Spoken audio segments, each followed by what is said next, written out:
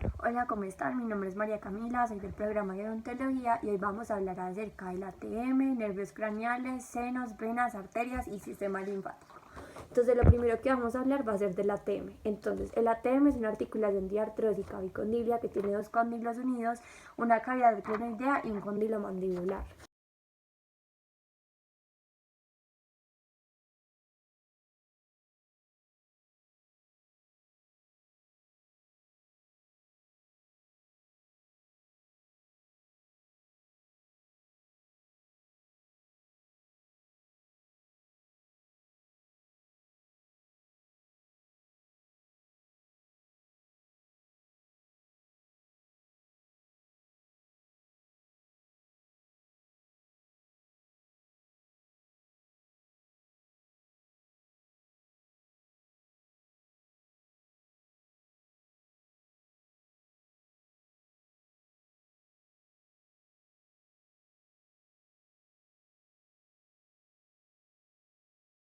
Cuando hablamos de los elevadores, hablamos de que estos son los que nos ayudan como a cerrar la mandíbula. Y los internos y los externos se dividen en estos dos grupos y en los internos encontramos los pterigoideos y en los externos encontramos el macetero y el temporal.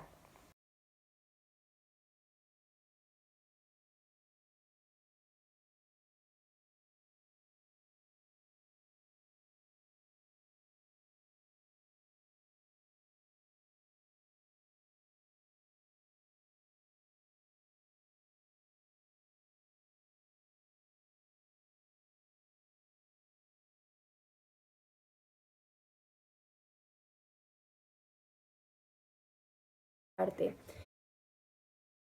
Pupila.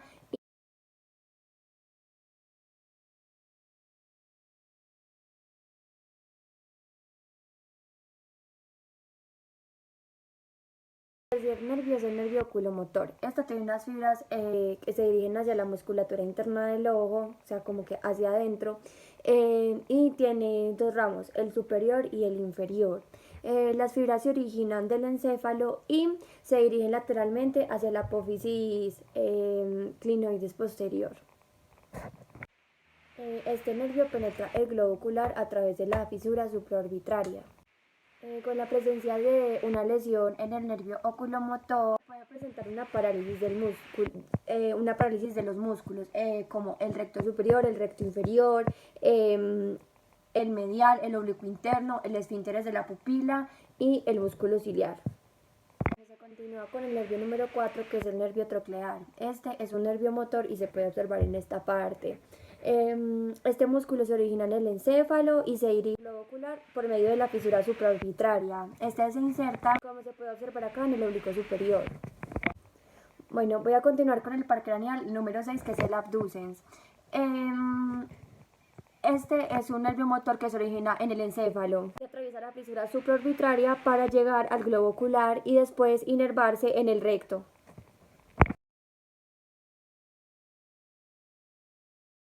Para llegar a la fisura ocular.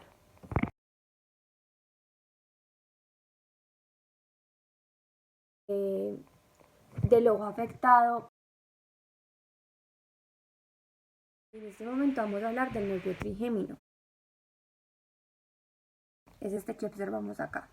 Este es el que proporciona la inervación sensitiva a la mayor parte de la cabeza y también el que le aporta la inervación motora para los músculos de la masticación. Este lo encontramos en el músculo miloioideo, vientre anterior del digástrico, el tensor del velo del paladar y el tensor del tímpano.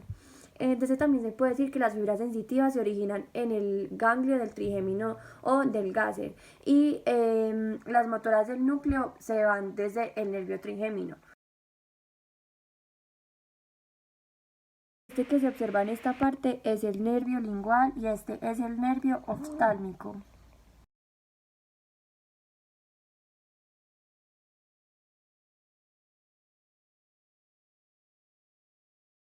Este nervio también podemos decir que su raíz motora se prolonga en el nervio mandibular.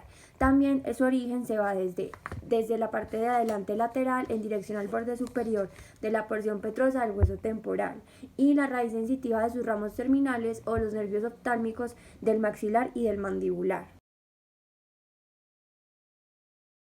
Bueno, la inervación de estas ramas son, bueno, el nervio oftálmico es el que inerva la frente, los párpados superiores, la nariz en la parte superior, la glándula lagrimal y el ganglio oftálmico.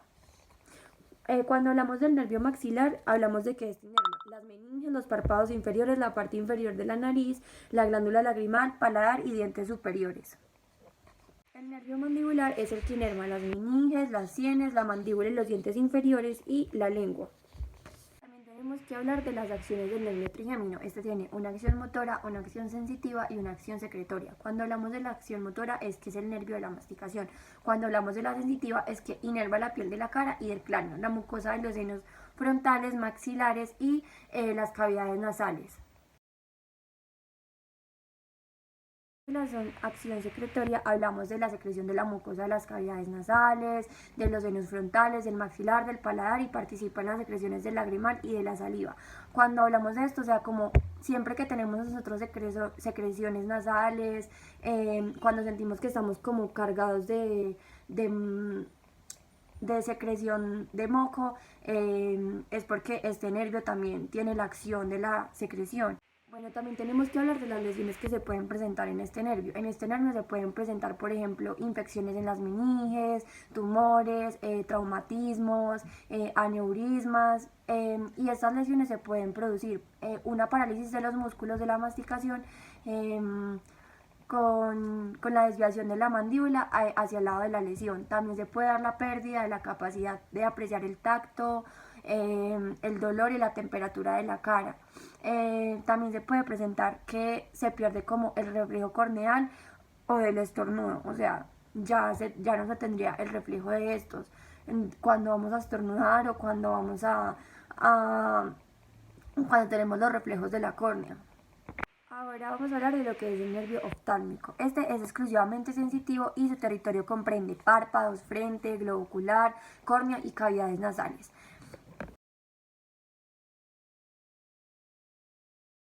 Acá nos desprendemos al nervio maxilar. Este también es un nervio sensitivo. Bueno, este tiene un ramo colateral y tiene un ramo sensitivo. Los ramos colaterales comprenden el ramo del meningeo, el ramo arbitrario, el nervio cigomático, el nervio faringeo, la raíz sensitiva del ganglio pterigopalatino y los nervios alveolares superiores. También tenemos que hablar del ramo terminal. Cuando hablamos del ramo terminal, este es hacia el nervio infraarbitrario, el párpado inferior, del ala de la nariz, piel de las mejillas y el del labio superior. Ahora hablemos del nervio maxilar. El nervio maxilar tiene dos ramos, los colaterales y los terminales. Cuando hablamos de los ramos colaterales, hablamos del ramo meningeo, el ramo arbitrario. Vamos a hablar del nervio maxilar. El nervio maxilar también es un nervio sensitivo y tiene dos ramos, los ramos colaterales y los ramos terminales. Los ramos colaterales comprenden el ramo meningeo, los ramos orbitarios, el nervio cigomático, el nervio faringeo, la raíz sensitiva del ganglio pterigopalatino y el nervio alveolar superior. Cuando hablamos del ramo terminal, este solamente comprende el nervio infraorbitario, o sea, el párpado inferior y el ala de la nariz, la piel y también el labio superior. Este se extiende por un territorio que son las cavidades nasales, los dientes superiores, la piel de las mejillas, de la nariz, la región temporocigomática y el seno maxilar. Ahora hablemos del nervio mandibular. El nervio mandibular es un nervio mixto y tiene ramos colaterales. También tiene nervios para los músculos, para el macetero, para el temporal, para el pterigoideo lateral, el medial, el tensor del velo del tímpano, el miloioiteo, el vientre anterior, el digástrico y el tensor del tímpano. Los ramos colaterales comprenden el nervio alveolar inferior y el nervio lingual. El nervio facial tiene unos ramos colaterales. Los ramos colaterales de este son el nervio petroso mayor, el comunicante con el plexo timpánico, la cuerda del tímpano, el comunicante con el nervio vago, el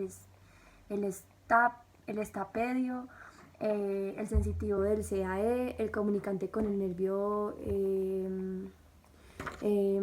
glosofaringeo, el articular posterior, el digástrico y el lingual. También tiene unos ramos terminales. Los ramos terminales es el ramo de la porción superior y el ramo de la porción inferior. Los ramos de la porción superior son los ramos bucales, los ramos temporales y los ramos del cigomático. Los ramos de la porción inferior son ramos bucales, ramo marginal mandibular y el ramo cervical. Como todos los nervios, el nervio facial también tiene una acción motora, una acción sensorial y una acción secretoria. Cuando hablamos de la motora, porque podemos decir que ese es el nervio de la mímica y el que nos proporciona los movimientos de los párpados y los labios. Cuando hablamos de una acción sensorial, hablamos que parte del pabellón de la oreja y la membrana timpánica como el nervio sensorial que recoge las sensaciones gustativas de la parte anterior de la lengua.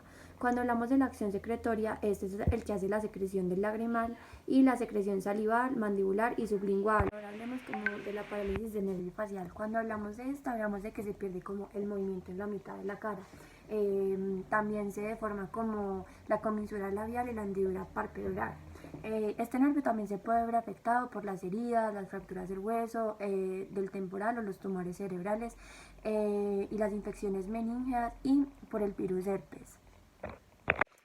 Vamos a hablar del vestíbulo coclear. El vestíbulo coclear está constituido por la unión de dos nervios, es el vestibular y el coclear. El vestibular es el del equilibrio y el coclear es el de la audición. Los dos están originados en el oído interno. Cuando se habla del orificio interno, el nervio se dirige hacia abajo de forma medial para llegar a la cara lateralmente del bulbo raquídeo. Acá podemos observar el vestíbulo coclear y acá el coclear. Este puede causar sordera por la conducción del oído externo al medio y una neurosensitiva como consecuencia a una enfermedad de la cóclea. Ahora pasemos a hablar del par craneal del glosofaringeo. Este tiene unos ramos colaterales y unos ramos terminales. Entre los ramos colaterales encontramos los ramos tonsilares, el ramo carotidio, el nervio timpánico, el nervio del músculo faringeo, el plexo faringeo y entre los ramos terminales los ramos para formar el plexo lingual posterior. De eso también tenemos que hablar de que tiene unas acciones. Tiene la acción motora, la acción sensitiva, la acción sensorial y la acción secretoria. Cuando hablamos de la acción motora, es que esta contribuye al tiempo faringeo de la deglución. Cuando hablamos de la sensitiva, es porque asegura la sensibilidad de las mucosas del oído medio y de la trompa auditiva, de la faringe, de la amígdala palatina y de la lengua. Cuando hablamos de la actividad sensorial, hablamos de que este transmite las sensaciones gustativas nacidas en las papilas posteriores de la lengua.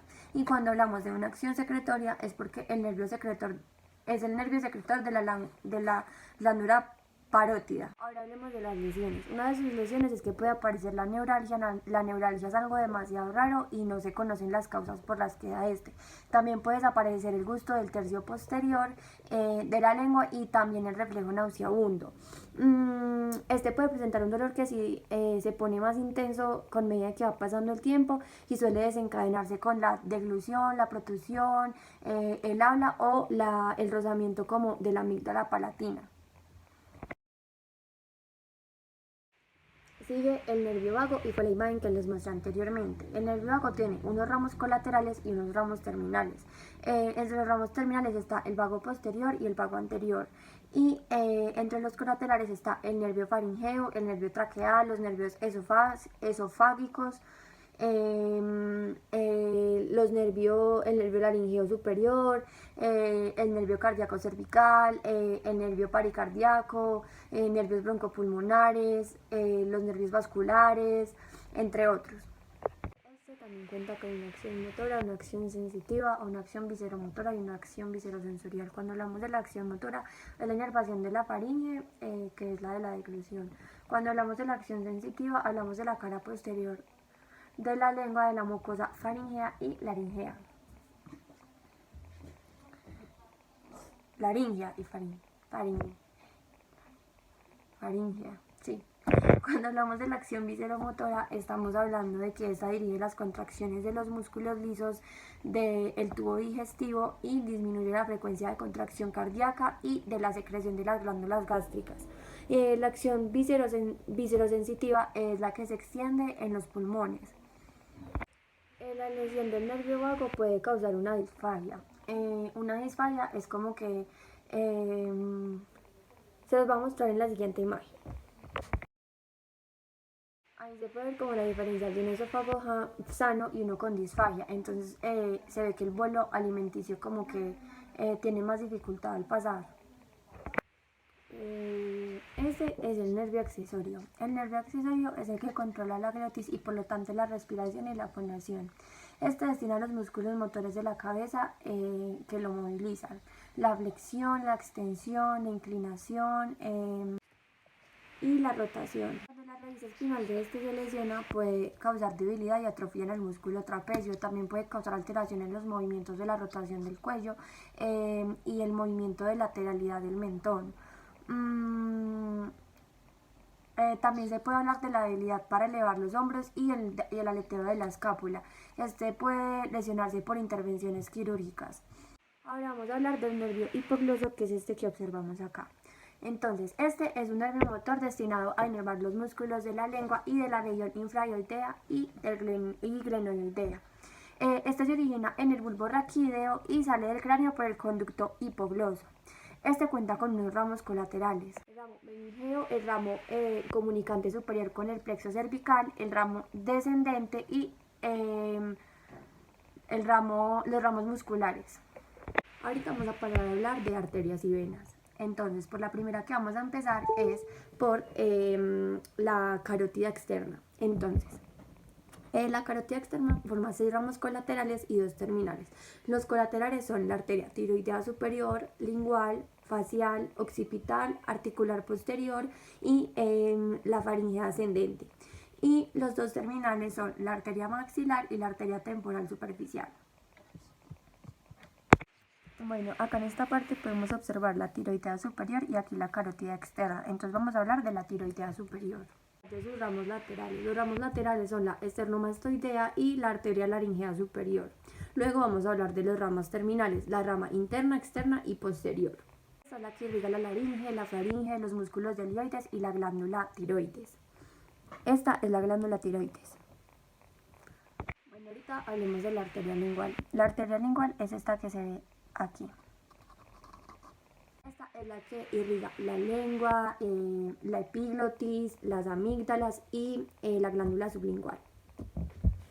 Esta es la arteria facial. La arteria facial tiene las siguientes ramas: la arteria palatina ascendiente, la rama tonsilar, la arteria submentoniana, la labial inferior, la labial superior, las glandulares, la angular y la nasal lateral. Esta es la que irriga la cara, la amígdala, el paladar, las glándulas submandibulares y los músculos de la mímica. Bueno, esta es la arteria occipital. La arteria occipital también tiene unas ramas. Tiene la rama mastoidea, la articular, la esternocleidomastoidea, la occipital, la meningea y la descendente. Esta es la que irriga el cuero cabelludo. Esta es la que irriga el cuero cabelludo en la parte de la región occipital, el músculo del cuello, las celdas mastoideas y la dura madre, también como de la porción posterior del cráneo. Esta que observamos acá es la arteria auricular posterior. Esta también cuenta con unas ramas colaterales y unas ramas terminales. Las ramas colaterales son 2, la arteria parotidia y la arteria estilomastoidea. Cuando hablamos de las ramas terminales, hablamos de la arteria auricular y de la mastoidea.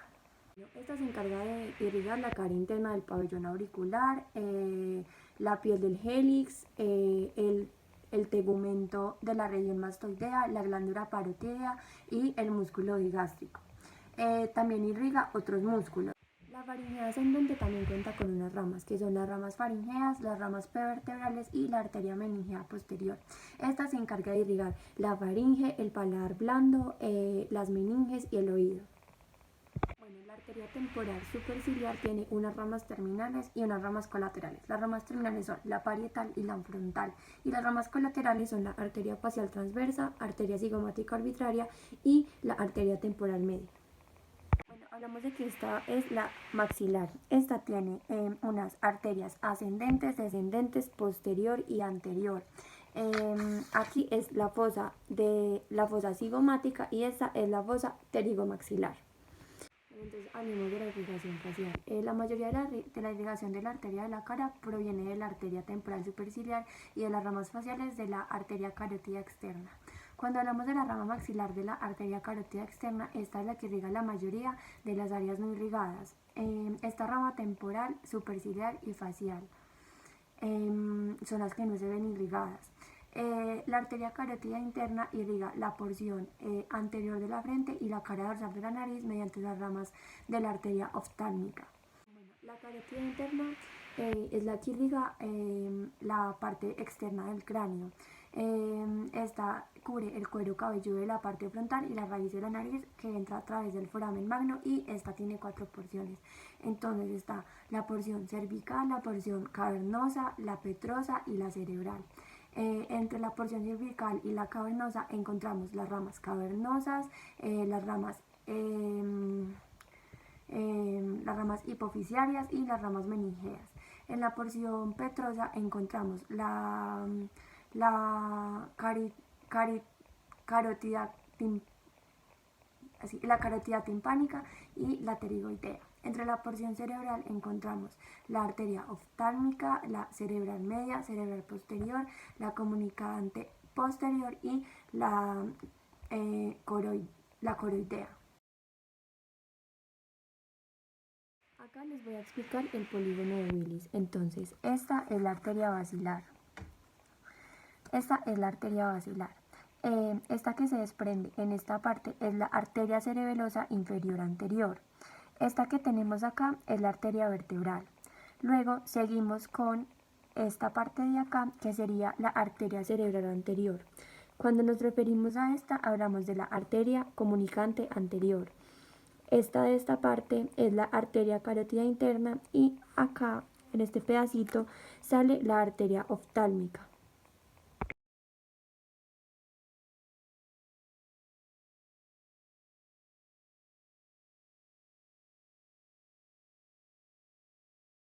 Entonces, acerca del polígono de Willis, las principales arterias anteriores como posteriores que llevan la sangre al encéfalo son las que confluyen en una especie de heptágono con la base del cerebro. La principal función de esta estructura es mantener siempre el cerebro vascularizado.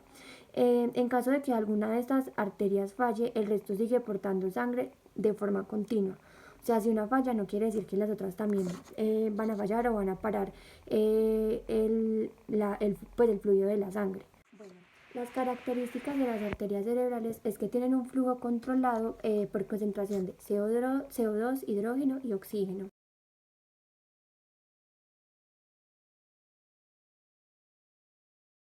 En esta parte les voy a explicar el drenaje venoso en la vista lateral. Entonces, en esta parte tenemos el polo occipital. Esta es el seno sagital posterior. Este que tenemos acá es el seno transverso. Cuando va en esta parte es el seno cigomático.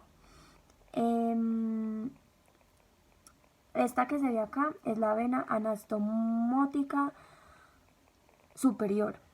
Y estas que se dividen acá son las venas cerebrales superiores. Esta que tenemos en esta parte es la vena la cerebral medial superciliar. Y acá sale la vena yugular interna.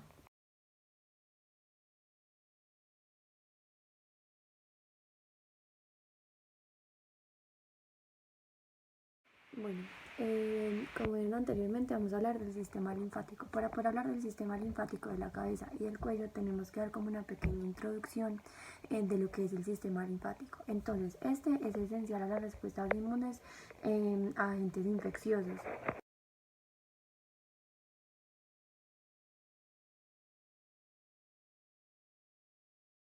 Esto tiene unos conductos. El conducto torácico tiene unas características. Tiene unas válvulas que impiden la regurgitación. Este también tiene un flujo unidireccional. El conducto torácico tiene una pulsión por respiración, músculo liso del conducto y válvulas internas. También tenemos que hablar del quilotórax, que es la presencia del líquido linfático en el espacio pleural. Bueno, el sistema linfático está constituido por vasos linfáticos y por tejidos linfoides y órganos linfoides. Entonces los vasos linfoides son los que transportan los fluidos sanguíneos del sistema vascular de vuelta a su origen. Y el tejido linfoides y órganos linfoides son los que alojan los linfocitos y las células fagocitarias.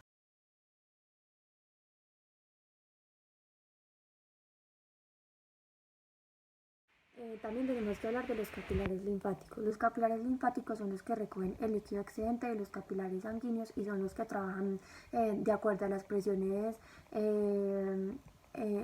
hidrostáticas y osmóticas.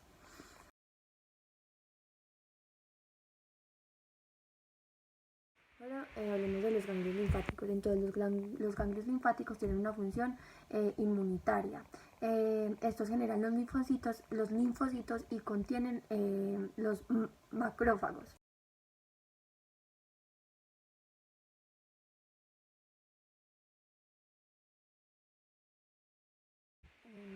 Hablemos de órganos y tejidos linfáticos. Entonces, este cuenta con un sistema abierto que son los ganglios linfáticos y los vasos linfáticos. También tiene unos órganos linfáticos que es el timo y el vaso.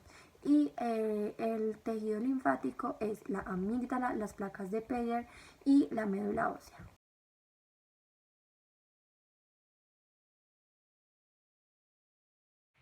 El vaso. Cuando hablamos del vaso decimos que este es el que limpia la sangre de las bacterias y de los virus. Este también se encarga de producir los linfocitos. Su función principal es destruir los glóbulos rojos gastados y devolver los productos de descomposición al hígado para ya ser eliminados. Y las placas de Peyer están en la pared del intestino delgado y estas son las que evitan que las bacterias penetren la pared intestinal.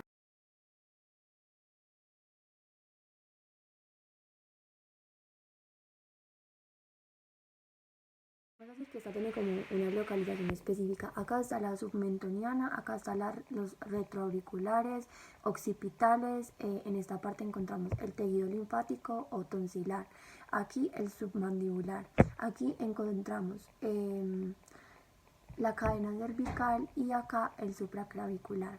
Bueno, la distribución linfática de la cabeza es de la siguiente forma. En el cuero cabelludo no contamos con linfonodos. Su linfa se dirige hacia el anillo superciliar que está situado en la unión de la cabeza con el cuello. Hay 7 grupos ganglionares del cuello. Está el primero que es el submentoniano y el submaxilar. El segundo es el yugular superior, el tercero es el yugular inferior, el cuarto, el tercero es el yugular medio y el cuarto es el yugular inferior. El quinto es el triángulo posterior, el sexto el central y el séptimo el mediastino. Bueno, el primero, que es el submentoniano y mandibular, tiene las áreas de drenaje que son el labio de la cavidad bucal y de la nariz. El yugular interno superior, que es el segundo, va desde el yoides de la carótida por debajo de la base del cráneo por arriba y su límite es el anterior por el borde posterior de la glándula submandibular y el borde posterior del SM. Los terceros, que son los yugulares internos medios, tienen sus áreas de drenaje en la laringe, faringe, tiroides y la cavidad. Los quintos, que son los yugulares internos inferiores, tienen su zona de drenaje en la laringe, en la orofaringe, hipofaringe, tiroides y en el esófago vertical. El 5, que es el triángulo posterior, tiene su zona de drenaje con la rinofaringe y la orofaringe.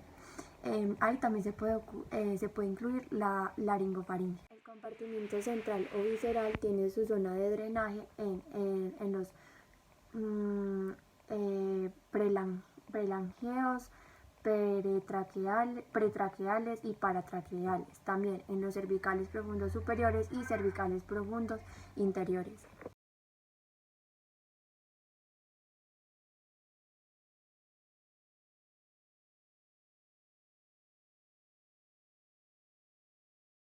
Cuando se habla de los ganglios axilares tenemos que hablar de 3 niveles. El primer nivel es el ganglio, desde el borde externo de la glándula hasta el borde externo del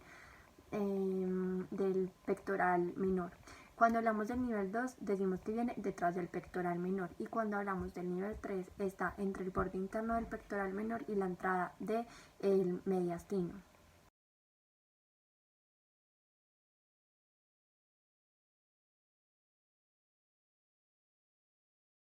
Cuando se hace una biopsia de este ganglio es como para el examen de rutina de las personas que tienen el cáncer de mama y la melanoma, como decía anterior.